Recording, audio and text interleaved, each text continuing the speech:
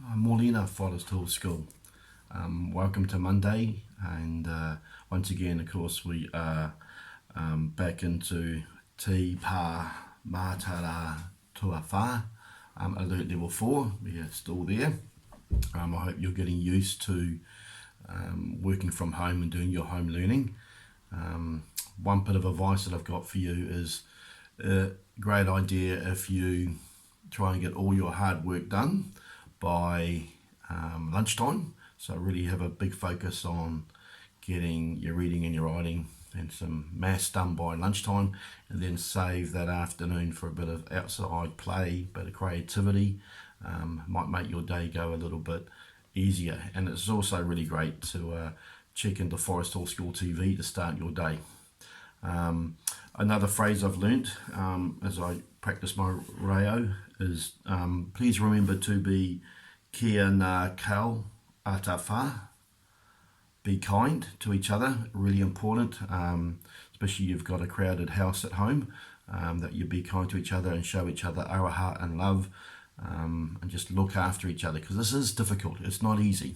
And of course we find out today if it's going to be extended, but there's a high chance that it will be extended to at least to the end of this week. But you can carry on with your learning, you can do a really good job. Look for those things that you're grateful for and make the most of this. I really do look forward to seeing you back at school when we do get back to school. But let's make the most of this opportunity. Let's enjoy today, and let's have a great day of learning, everyone. Ka kite anō.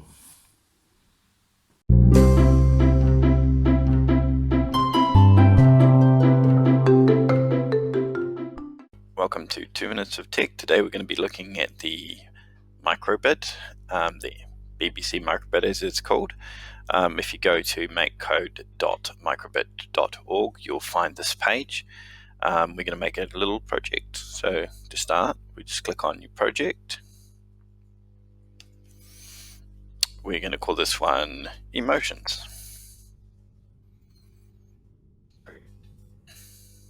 So what's cool about this project is you get a simulator. You don't need to have an actual microcontroller microbit. You get a simulator one where you can write your program and test it out. So what we're going to do today, we're going to go to where it says Basic, have a look at some of the blocks in here. We're going to grab this Show Icon block. And what we're going to do is we're going to find the smiley face. And we're going to need another one of those. So we'll go to the basic blocks again, grab another one. And we are going to get the sad face. And what we want to do is create a program. When you press button A, it'll show a happy face, and when you press button B, it'll show a sad face. So how do we do that? I'm going to go into the input blocks, and we're going to grab on button A pressed, grab one of those, and we're going to then go input again and grab another one, change this one to button B by clicking the little drop down arrow there. We are going to drag the show icon, the smiley face, into on button A. So we click on it, we drag it in and drop it in. We're going to grab the icon with the sad face and we're going to put it on button B. And now how that works, if we press on the little simulation over to the left hand side here on the A button, we get a smile, and if we click it on the B button, we get a sad face. That's all we've got time for today in episode 1. So enjoy playing with the BBC Microbit Simulator, and we hope to see you again next episode. Ka kite anō.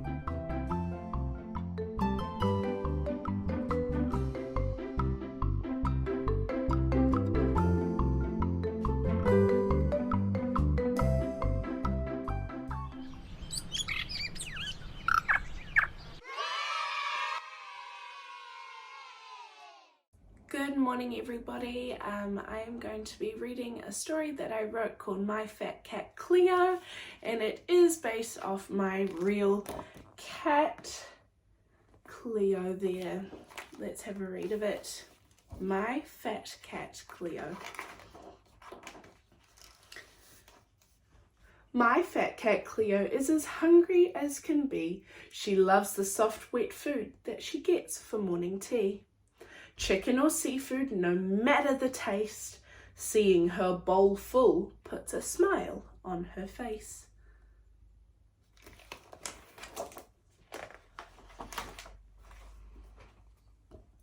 She struts like a queen, all round and all plump, and she sits where she likes to rest her royal rump.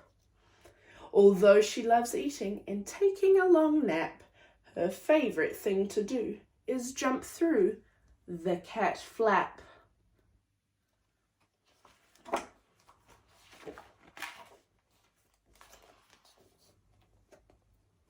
Her cat door is round and at the perfect height for Cleo to jump through all day and all night.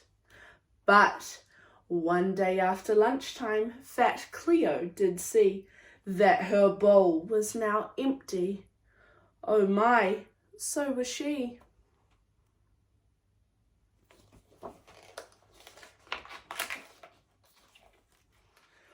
Whatever shall I do? She thought with a greedy stare. Ooh, that's it, Mickey the dog is asleep. She won't mind if we share. So she crept downstairs, one paw at a time, trying not to wake Mickey. That food is all mine. She spotted the bowl with biscuits piled high. It looked so delicious, she thought she might cry. For me? Oh, how kind, Cleo said in a sarcastic tone. You wouldn't finish it anyway. You still have that big bone.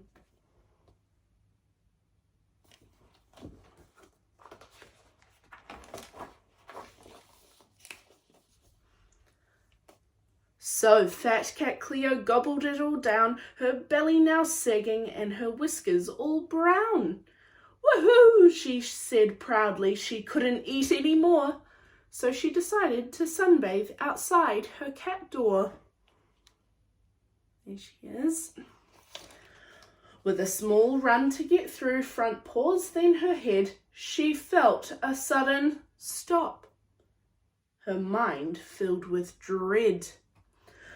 Uh-oh, she said quietly, now knowing her fate. She was stuck in the cat flap from how much she just ate. Mickey, she called, come help me get through. Tired, cross Mickey said, I have a bone to pick with you.